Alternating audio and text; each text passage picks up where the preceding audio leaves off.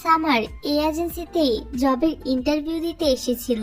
তো সামারের হাতে থাকা ড্রিঙ্কস রেনের গায়ে পড়ে গেলে সে তাকে বারবার সরি বলতে থাকে। এবার রেন তাকে চুপ করিয়ে একটি স্টোর রুমের দিকে নিয়ে যায়, কারণ বাইরের গেটেই রেনের ফ্রেন্ডরা দাঁড়িয়ে ছিল। রেনকে এতটা কাছ থেকে দেখে সামার তো অনেকটাই অবাক হয়ে তার দিকে তাকিয়ে থাকে। তখনই রেনের ম্যানেজার রেনের কাছে এসে একটি মেয়েকে দেখে মনে করে সেও হয়তো রেনের ফ্যান। এই জন্য ম্যানেজার সামারকে তাড়িয়ে দিতে গেলে সামার বলে সে এখানে রেনের পিছু করতে আসেনি, বরং জবের জন্য এসেছে। যাই হোক, এখন তো ম্যানেজার এটা নিয়ে চিন্তায় ছিল যে সে কিভাবে রেনকে বাইরে নিয়ে যাবে, কেননা বাইরে অনেক মানুষের ভিড় ছিল। সামার তখন তাদেরকে একটি আইডিয়া দেয়।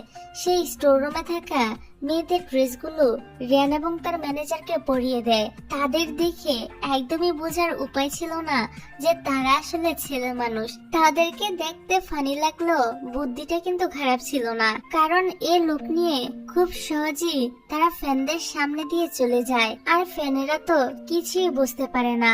তারপর সামার চলে যায় তার ইন্টারভিউ দিতে।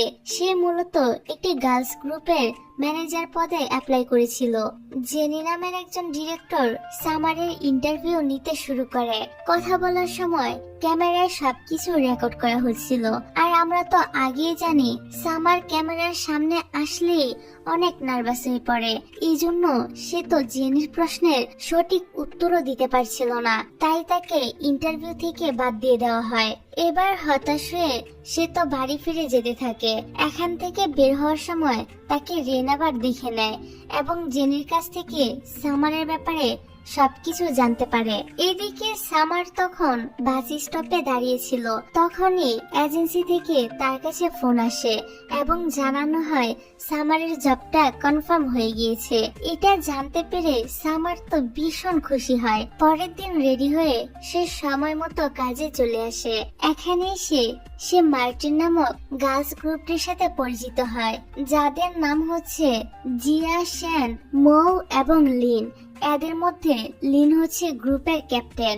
জিয়া সামারকে বলে তাদের জন্য ড্রিঙ্কস নিয়ে আসতে এবং জানিয়ে দেয় স্ট্রবেরি ফ্লেভারে তার অ্যালার্জি আছে।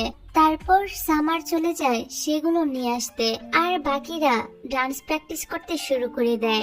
রাতের বেলাও সামার সবার টেক কেয়ার করছিল। যখন সে লিনের কাছে আসে তখন সে দেখে লিন গিটার বাজিয়ে গান গাইছে। সামারেরও ইচ্ছা হচ্ছিল গান গাইতে। তখনই লিন তাকে গিটারটি বাজিয়ে একটি গান শোনাতে বলে। সামারও তখন খুব সুন্দর করে একটি গান শোনায়। অন্যরা তো সামারের এই গান শুনে অনেক প্রশংসা করে। এদিকে শ্যান এসে ভিডিও করতে থাকলে সামার তো গানটা থামিয়ে দেয় এবং দৌড়ে এখান থেকে পালিয়ে যায়। বাকিরা বুঝতে পারছে